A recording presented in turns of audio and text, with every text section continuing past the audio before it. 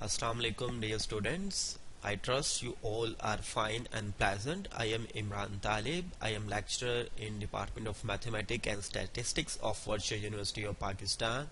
आज हम lecture number 2 को डिस्कस करेंगे। हमारे लेक्चर का जो टाइटल है वो है डूइंग मैथमेटिक्स विद मैटलैब। इस लेक्चर के अंदर हम अरिथमेटिक्स को डिस्कस करेंगे, मेन अरिथमेटिक ऑपरेटर्स को डिस्कस करेंगे, सिंबॉलिक कंप्यूटेशन को डिस्कस करेंगे, सब्स्टिट्यूशन इन सिंबॉलिक एक्सप्रेशन को डिस्कस करेंगे, एरर्स इन इनपुट को डिस्कस करेंगे। एट द एंड हम कुछ एक्सरसाइजेस को एक्सरसाइज करेंगे। अरिथमेटिक्स के अंदर हम अरिथमेटिक ऑपरेटर्स को डिस्कस करेंगे कि हम अरिथमेटिक ऑपरेटर को मैटलैब के अंदर किस तरह यूज करते हैं। सिंबॉलिक कंप्यूटेशन में हम सिंबॉलिक वेरिएबल्स को सीखेंगे कि वो किस तरह डिफाइन किए जा सकते हैं। सब्स्टिट्यूशन इन सिंबॉलिक एक्सप्रेशंस में हम देखेंगे कि सम टाइम हमें सिंबॉलिक वेरिएबल जो हमने डिफाइन किए हैं टू डिफाइन सिंबॉलिक कंप्यूटेशन, हमें उनको न्यूमेरिकल वैल्यू से रिप्लेस करना पड़ता है। एरर्स इनपुट में हम देखेंगे कि अगर हमने कमांड विंडो के अंदर कोई भी कमांड जो है वो टाइप की है तो अगर उसमें एरर आ जाता है तो हम उसको किस तरह हैंडल करेंगे। सबसे पहले अरिथमेटिक्स को देख लेंगे। मैटलैब अरिथमेटिक ऑपरेटर्स को ऐसे ही डील करता है जैसे एक सिंपल कैलकुलेटर डील करता है। प्लस की जो कि कीबोर्ड के ऊपर अवेलेबल है, इसको हम किसी भी टू वैल्यूज को तो एक्सप्रेशंस को ऐड करने के लिए यूज करते हैं। डैश की को हम यूज करेंगे सब्ट्रैक्शन के लिए और स्लैश की को हम यूज करेंगे डिवीजन के लिए, और स्टैरिक की को हम यूज करेंगे फॉर मल्टीप्लिकेशन के लिए। और एक और की होती है कीबोर्ड के ऊपर जिसे हम कैरेट की कहते हैं, सम टाइम उसे कैप की भी कहते हैं। उसको अगर हमने किसी भी नंबर से किसी भी एक्सप्रेशन की पावर लेनी है तो फिर हम उसको यूज करेंगे। अब हम देखेंगे कि ये जो हमारे पास एक्सप्रेशंस हैं, आई मीन टू से कि जो हमारे पास अरिथमेटिक ऑपरेटर्स हैं, इनको हम मैटलैब के अंदर किस तरह यूज करते हैं। अगर आप देखें तो हम आपके पास 4 विंडोज यहाँ पे डिस्प्ले हो रही हैं। दो राइट मोस्ट के ऊपर आपके पास 2 विंडोज हैं, one is work space and other is the command history. Command history में अब जो भी कमांड विंडो के अंदर टाइप करेंगे वो यहाँ पे सेव होती जाएगी। जो हमारे पास लेफ्ट मोस्ट है उसमें हमारे पास आपने देखा होगा कि जो टाइटल है इस विंडो का वो है करंट फोल्डर।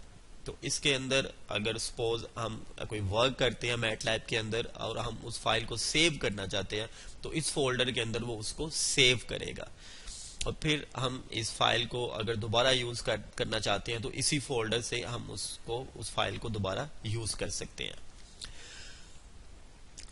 ये जो आपके सामने 4 विंडोज है इसे हम मैटलैब का डेस्कटॉप भी कहते हैं। जब भी आप मैटलैब को ओपन करेंगे तो आप डेस्कटॉप के अंदर जाएंगे तो वहां पे आप डेस्कटॉप लेआउट पे इसकी सेटिंग को डिफॉल्ट कर देंगे। जब आप इसकी सेटिंग को डिफॉल्ट सेट कर देंगे तो आपके पास ये 4 विंडोज अपीयर हो जाएंगी, which is also called the desktop of the MATLAB. इसमें जो सेंटर पे है वो कमांड विंडो है जहां पे हम अपनी इनपुट को टाइप करेंगे। कमांड विंडो को एक्टिव करने के लिए आपको यहाँ पे इस विंडो में क्लिक करना पड़ेगा। जब आप इसे क्लिक करेंगे तो आपने देखा होगा कि आपका ये जो टाइटल है इस विंडो का वो है कमांड विंडो, वो हाईलाइट हो गया है। जब कमांड विंडो रेडी होगी आप कोई भी इंस्ट्रक्शन को एक्सेप्ट करने के लिए तो कर्सर ब्लिंक करना शुरू हो जाएगा और ये प्रॉम्प्ट साइन आना शुरू हो जाएगा।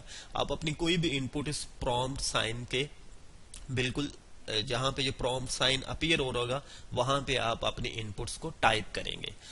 अब हम देखते हैं कि सबसे पहले जो की है प्लस, हम उसे किस तरह यूज करते हैं। जैसे कि मैंने पहले भी डिस्कस किया कि अरिथमेटिक ऑपरेटर्स को मैटलैब ऐसे ही डील करता है जैसे एक सिंपल कैलकुलेटर करता है, तो आप लोगों को ज्यादा डिफिकल्टी नहीं होगी इसे लिखने में। सपोज मेरे पास 2 नंबर्स हैं, 1 is 2 and 3 and I want to add them, तो इसको मैं किस तरह ऐड करूंगा। टाइप 2 and then 3, देन इसकी आउटपुट को देखने के लिए आप इंटर की को प्रेस कर दें तो आपके पास इसकी आउटपुट जो है वो 5 आ जाएगी। यहाँ पे एक चीज ऑब्जर्व कीजिएगा, मैटलैब ने 2 + 3 की आउटपुट को एक वेरिएबल के अंदर जो है वो स्टोर किया है, उस वेरिएबल का नाम बाय डिफॉल्ट जो मैटलैब ने रखा है वो रखा है आंस। मैटलैब आपके हर आउटपुट को किसी ना किसी वेरिएबल के अंदर जो है वो स्टोर करेगी। तो मैटलैब की लैंग्वेज में हम आंस को एक वेरिएबल समझेंगे कि हमारा आंसर जो है एक वेरिएबल के अंदर जो है वो स्टोर हो गया है। जब ये आंस को एक वेरिएबल के स्टोर करना चाहता है, अगर हम 5 के साथ फर्दर कुछ कैलकुलेशंस या फर्दर कुछ अर्थमेटिक ऑपरेटर और इसके ऊपर अप्लाई करना चाहते हैं, तो अब हमें 2+3 को लिखने की जरूरत नहीं है और ना ही हमें अपनी आउटपुट को लिखने की जरूरत है। हम सिंपल उस वेरिएबल को लिखेंगे तो हमारा वर्क जो है वो हमें आंसर मिलता जाएगा।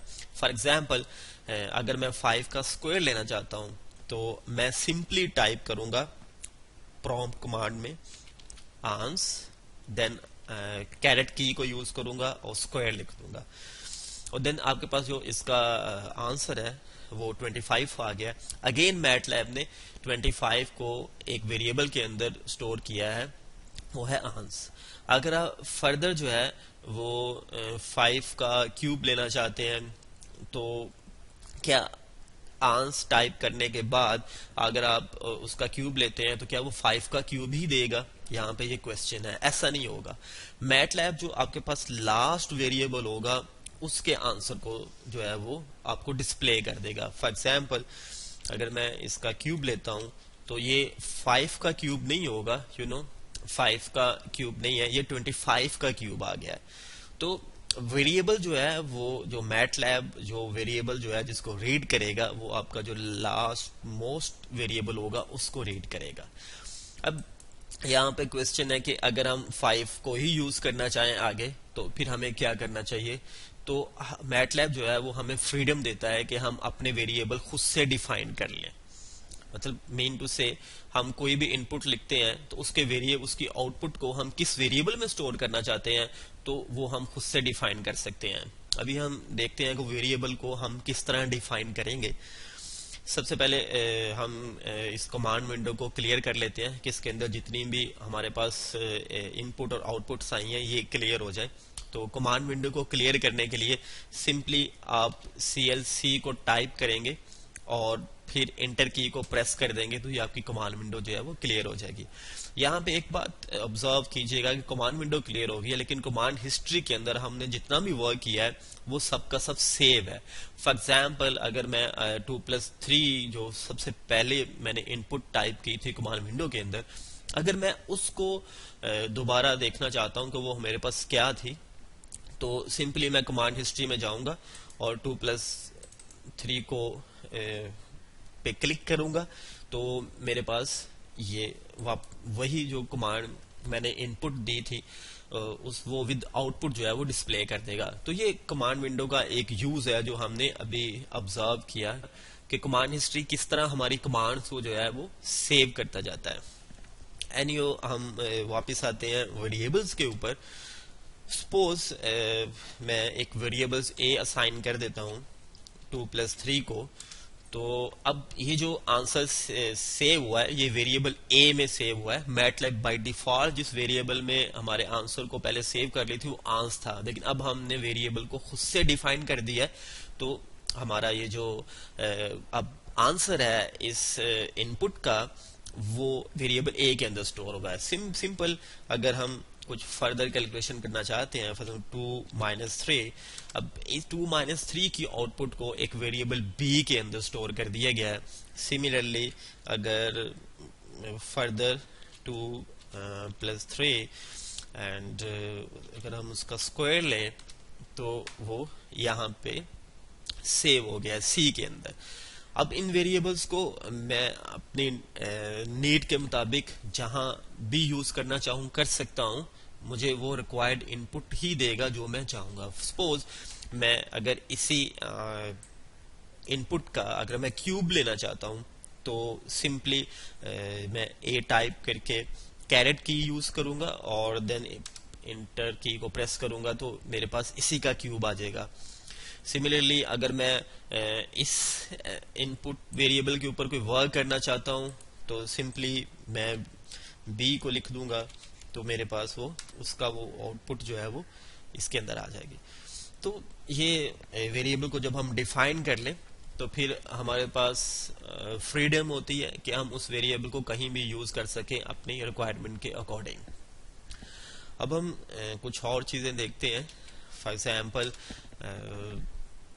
हमारे पास ट्रिग्नोमेट्रिक फंक्शन है कॉज एंड साइन, उनके यूज को देखते हैं कि अगर हम उनका कोई भी आर्गुमेंट जो है कॉज की किसी भी आर्गुमेंट के ऊपर वैल्यूज को फाइंड आउट करना चाहें तो हम किस तरह कर सकते हैं।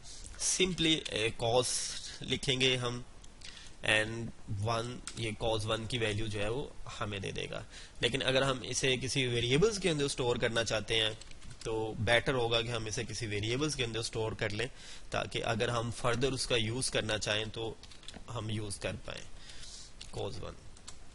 यहाँ पे एक चीज क्लियरली देखिएगा कि आपको जो मैटलैब जो कमांड विंडो में जब आप कोई भी अपनी इनपुट को टाइप करेंगे तो डेफिनेटली कोई आउटपुट आएगी। तो मैटलैब जो बाय डिफॉल्ट है वो 5 डिजिट्स में आंसर को डिस्प्ले करता है। फॉर एग्जाम्पल आपके पास एक नंबर पाई है जो कि इरेशनल नंबर है, इसकी अप्रॉक्सीमेट वैल्यूज एग्जिस्ट करती हैं। तो पाई की अप्रॉक्सीमेट वैल्यू जो मैटलैब ने बाय डिफॉल्ट की वो 5 डिजिट्स तक इसके आंसर को डिस्प्ले किया। लेकिन अगर आप चाहते हैं कि आप अपने आंसर को ज्यादा डिजिट्स तक ऑब्जर्व कर सके तो मैटलैब हमें ये फ्रीडम देता है कि हम इसके आंसर को अप टू 15 डिजिट्स तक अप्रॉक्सीमेट वैल्यू इसकी चेक कर सकते हैं। उसके लिए सिंपली आपको एक फॉर्मेट लॉन्ग पहले टाइप करना पड़ेगा। देन अगर आप पाई की वैल्यूज को देखेंगे तो आपके पास ये जो अप्रोक्सीमेशन है अप टू 15 डिजिट्स तक एग्जैक्ट एक्यूरेट अप्रोक्सीमेशन जो है वो इसने शो कर दी गई है। अगर आप वापस 5 डिजिट्स तक ही अपने आंसर को देखना चाहते हैं तो आप simple format short code type कर दें कमांड विंडो के अंदर और देन पाई की वैल्यूज को देखें तो आपको वो सिंपल उसने बाय डिफॉल्ट 5 डिजिट्स तक आंसर दे दिया है। तो जब आप न्यूमेरिकल कैलकुलेशंस करेंगे, मेन जहां पे हम डिफरेंशियल इक्वेशंस के न्यूमेरिकल सॉल्यूशन को डिस्कस करेंगे तो वहां पे हमें फॉर्मेट लॉन्ग कमांड की जो है काफी जरूरत पड़ेगी to observe the accuracy in our solution. अब कमांड विंडो को हम फर्दर क्लियर करते हैं कुछ फर्दर प्रैक्टिस करने के लिए। Simply type CLC and then press enter key, it will clear. तो अभी हमने जो ऑब्जर्व किया कि हमने कुछ अरिथमेटिक ऑपरेशंस को लिखा। अब एक्सरसाइज के अंदर हम कुछ फर्दर एग्जांपल्स को डिस्कस करेंगे। आई होप कि आप अब अरिथमेटिक ऑपरेटर्स को यूज कर सकेंगे कि किस तरह कमांड विंडो में हमने उसे टाइप करना है और उन्हें फिर एग्जीक्यूट करना है।